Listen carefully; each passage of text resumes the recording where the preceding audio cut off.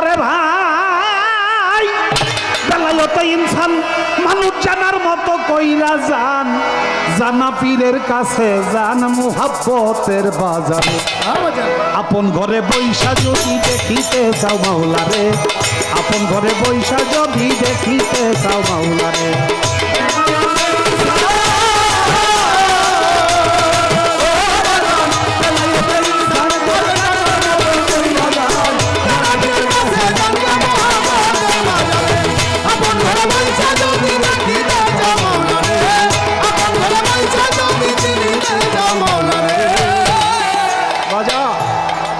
একটা হলো জানা,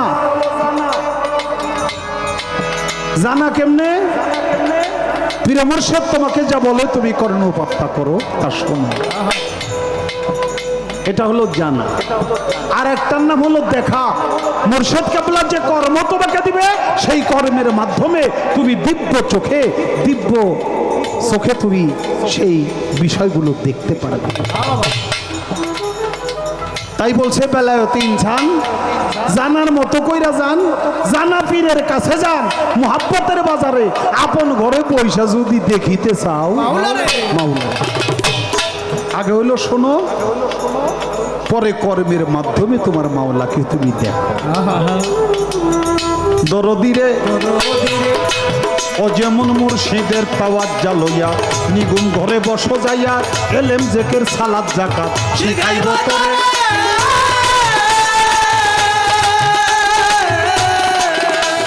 আমার বাজান বাজানো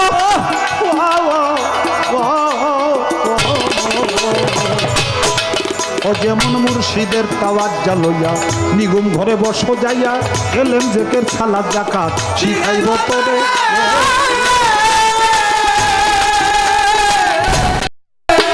ও তোর পীর যদি মুকাম্মেল হয়,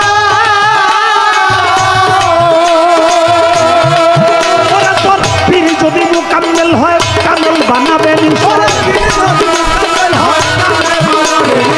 পীর যদি মুকাম্মেল হয় কামেল বানাবে নিশ্চয়। তাওহীদ তাওয়াক্কুল ঈমান জাগবে তখন অন্তরে। আপন পয়সা যদি চিনতে চাও মাওলারে, আপন ঘরে পয়সা যদি দেখিতে চাও মাওলারে।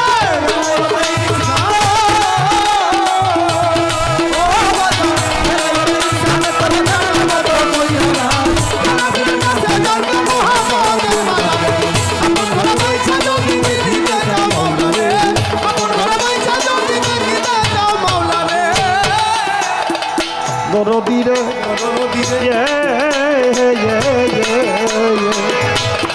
ওরে যেমন বেলায়তে কোবরা হাসিল করিল যারা, মজবুত থাকিয়া নিজের ঈমান তার করে।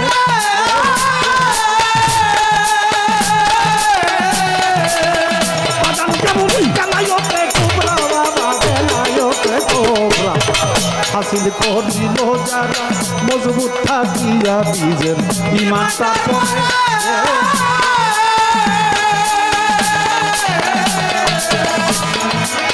কলম হইছে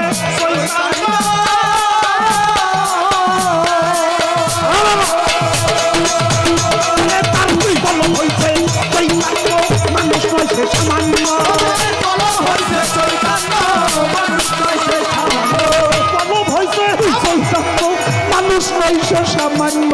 জনম ধন্য করছে যাইয়া ওলি আল্লাহর কাতারে। আপন ঘরে পয়সা যদি চিনিতে চাও মাওলারে, আপন ঘরে পয়সা যদি দেখিতে চাও মাওলারে।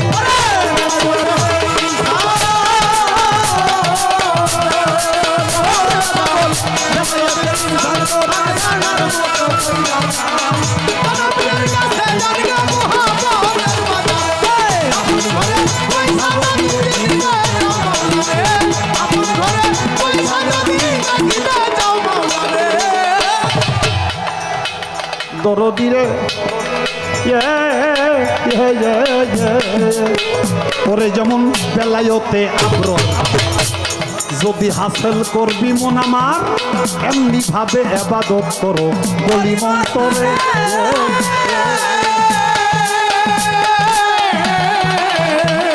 যেমন খোদাকে তুমি দেখিতে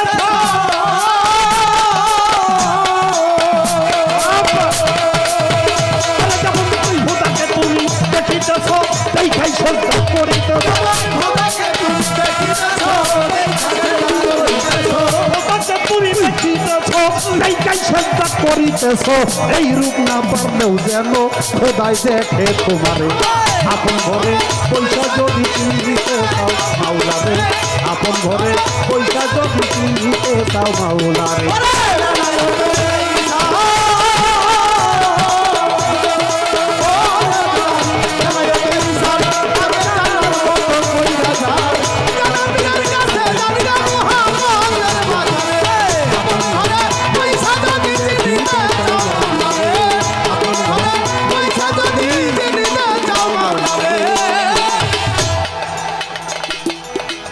দরদিরে ওরে খোদার রহমত আর নিয়ামত সহি শুদ্ধ আবাদত কররে মন্তটা পাখি পরানো ভরে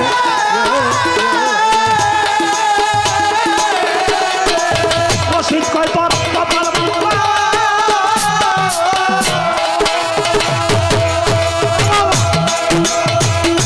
আমার কথা রশিদ কয় পর কপাল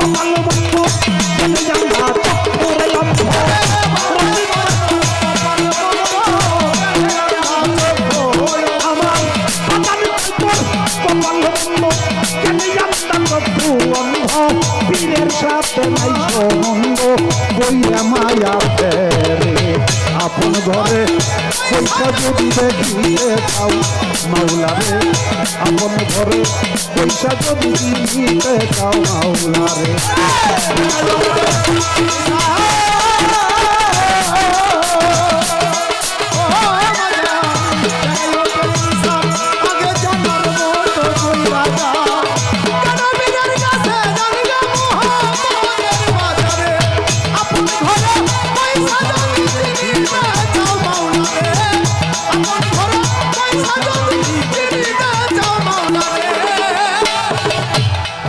ছোট বড় বেলায়েতে ইনসান জানার মতো কইরা যান জানা পীরের কাছে যান মহাব্বতের বাজার আপন ঘরে বৈশা যদি দেখিতে চাও মাওলা তাহলে কি করতে হবে মুর্শিদের তাওয়াজ্জা লইয়া মানে হুকুম লইয়া হুকুম তো আপনি শুনছেন এটা হলো কানে শোনা আর হুকুম যা করেছে তা আপনি কর্ম করবেন এটার নাম কর্ম কর্মের পরের যে রেজাল্ট এই রেজাল্ট হলো আপনি দর্শন করবেন মুর্শিদের তাওয়াজ্জা লইয়া নিগম ঘরে বসো যাইয়া এলেম জিকির সালাত যাকাত শিখাইব তোরে তোর পীর যদি মুকাম্মেল হয় ওরে ভক্ত তোরেও কামেল বানাবে নিশ্চয় তখন তাওহীদ তাওয়াক্কুল ঈমান জাগবে তোমার অন্তরে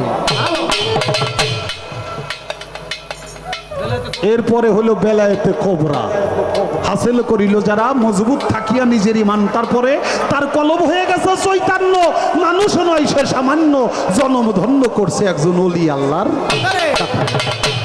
মানুষ কয় মধুরমা পাগল মধুরমা পাগলি কিন্তু সে যে আল্লাহর জাতের সাথে মিশে গেছে সে যে আল্লাহর ওলি হয়ে গেছে সে যে আল্লাহর আম্বিয়া হয়ে গেছে এটা সাধারণ লোকেরা তখন টের পায়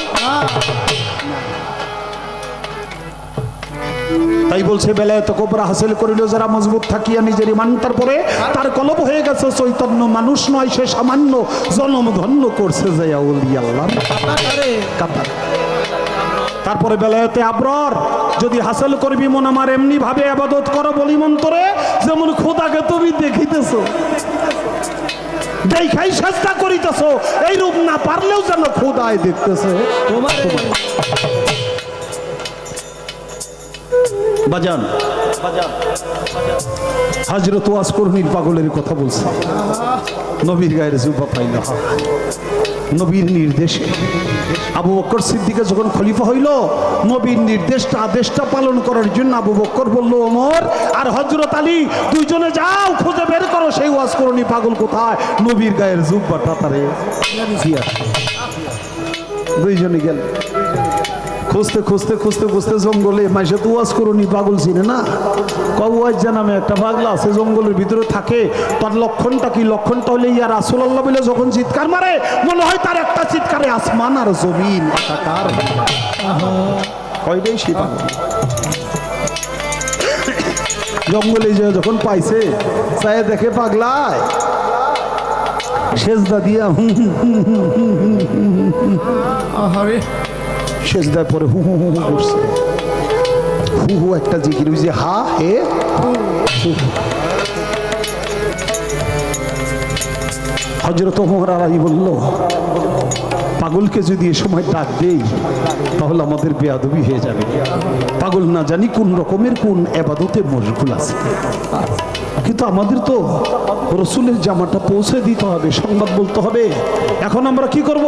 বলে কৌশল করতে হবে। কৌশলটা কি? যদি মুসলমানের কাছে কেউ বলে আসসালামু আলাইকুম, ও তার উপরে সালামের জবাব লওয়াটা ওয়াজিব হয়ে যাবে, ডাক দেওয়া যাবে না।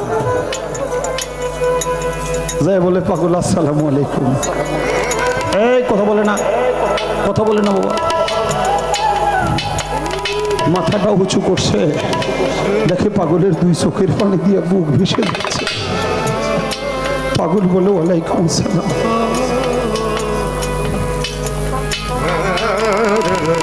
তোমরা মদিনা থেকে এসেছো না?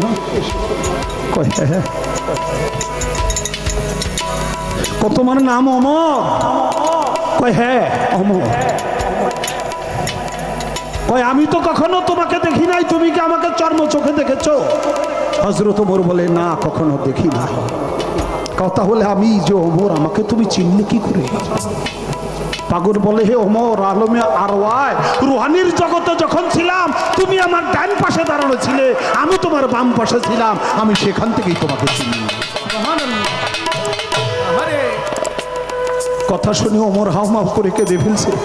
এই জন্য তো নবীর গায়ের জুব্বাটা ওয়াসকরণী পাগল পায়, আমরা এত কাছে আমরা পাই না।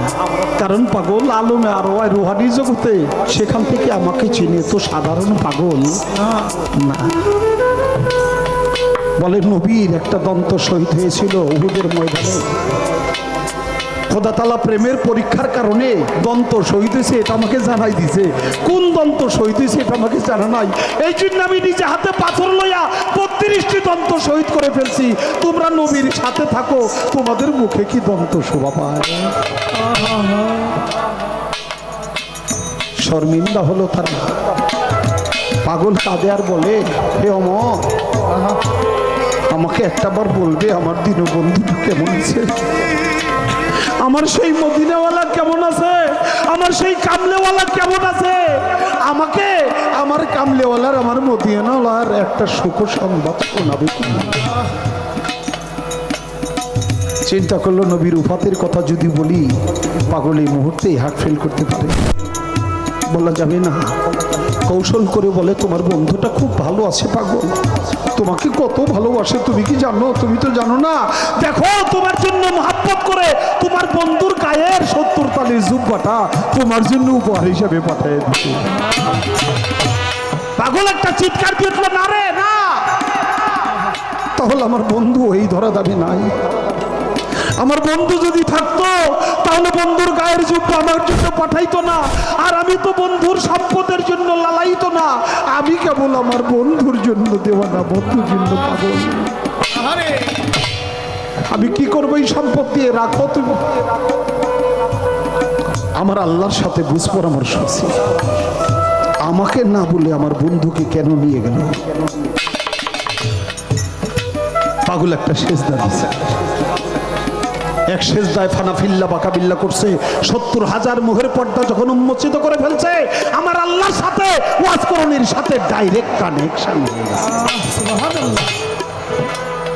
আল্লাহ বলে পাগল রে, তোর সেজদা তুল।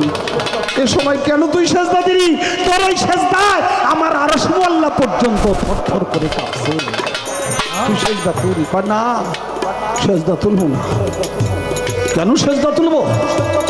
তুমি আমার বন্ধুকে নিয়ে গেছো আমাকে না বলে। আমাকে একবার বলতে পারলেন আমার বন্ধুকে যে নিবে? আমার বন্ধুকে চর্ম চোখে দেখার সৌভাগ্য আমার এখন পর্যন্ত হলো না। তুমি আমার বন্ধুকে নিয়ে গেলে কেন? আমার বন্ধুকে তুমি ফেরত দাও, না হলে আমি সেজদা তুলব না। আমার আল্লাহ বলে পাগল রে, তোর বন্ধুকে নিয়ে আসছি, তোকে বলি নাই তুই কি চাস?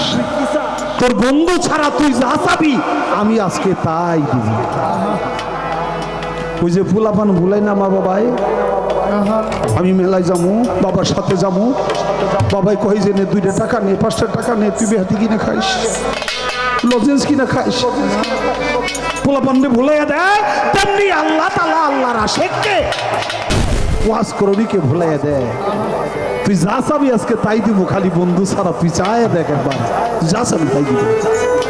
পাগল বলে তাই তাই যদি হয়, আমার বন্ধু সারাটা জীবন তার গুনাহগার উম্মতের জন্য কাঁদছে, আমি এই মুহূর্তে চাই আমার বন্ধুর যত গুনাহগার উম্মত, এই গুনাহগার উম্মতের 16 আনা গুনাহ তুমি মাফ করে দাও। পাগল ভুলে গেছে, পোলাপান ভুলে এরকম ভুলে গেছে, 16 আনা গুনাহ মাফ করে দাও। আল্লাহ কয় তাড়াতাড়ি সেজদা তুল, আমি মাফ করে দিলাম দিলাম দিলাম, সেরেনা মাফ করে দিলাম, তুল তুল তুল, না সাইরে নেব না, তুমি 8 আনা, তুমি 16 আনা মাফ করে দাও। আল্লাহ বলে সেজদা তুল, আমি 8 আনা গুনাহ মাফ করে দিলাম। পাগলাই বলে না হইব না, কয় 12 আনা গুনাহ মাফ করে দিলাম, তাড়াতাড়ি সেজদাটা তুল। পাগলাই কয় না হবে না। আর পিছন থেকে হযরত ওমর ডাক দিছে, পাগল তুই কত বড় সেজদা দিলি, সূর্য অস্তমিত যাই আমরা কি মদিনার বুকে ফেরত যাব না, তোর সেজদা কি তুলবি না?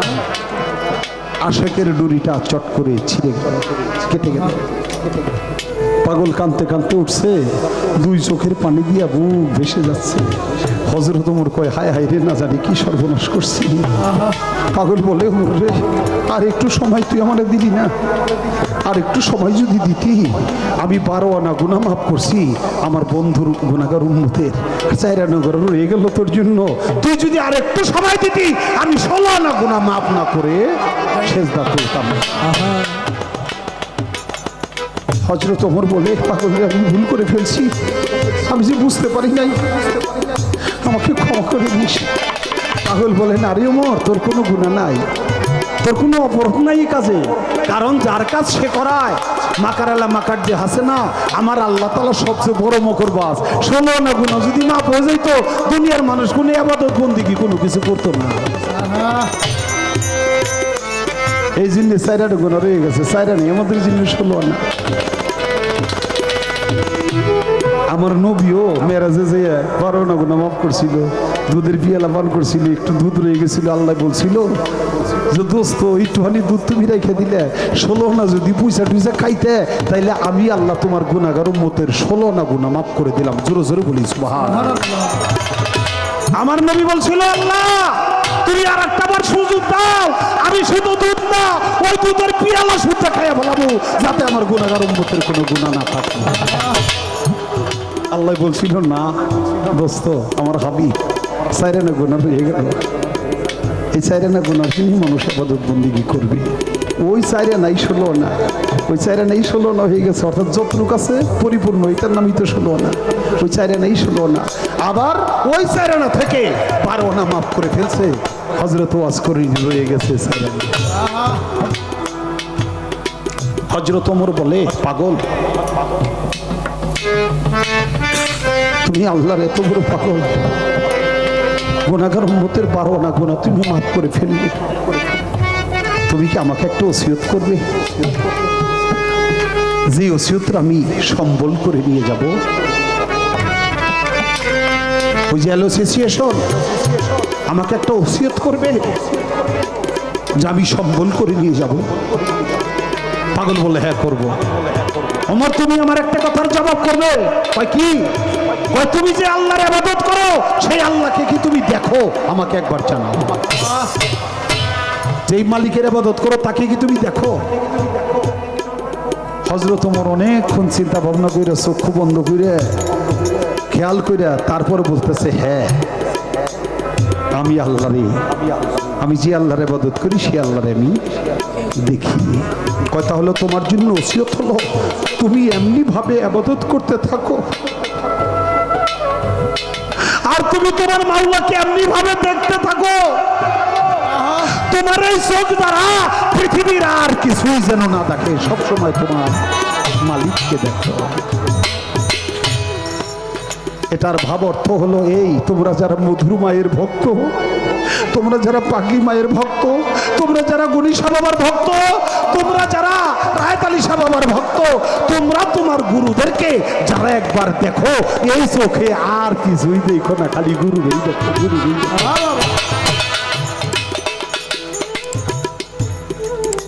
বলে পাগল রে, এত চমৎকার একটা ওসিয়ত আমি শুনলাম, মনটা ভরে গেল, আর একটা ওসিয়ত কি আমাকে করবে?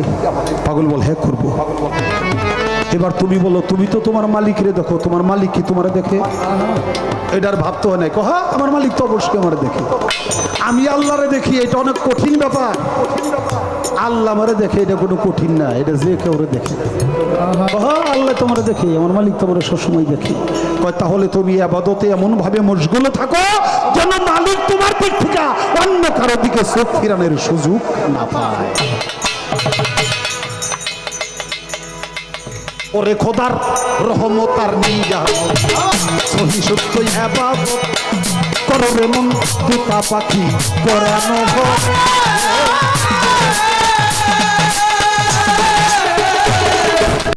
খোদাকে তুমি দেখিতে চাও,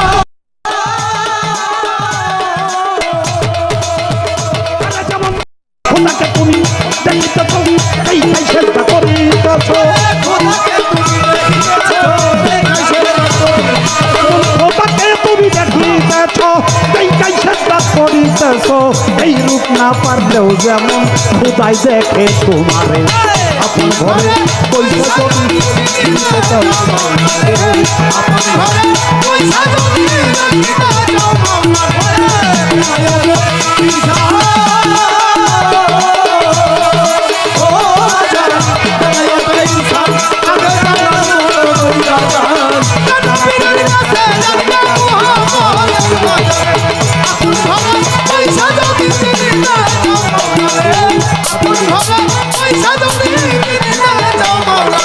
আসতে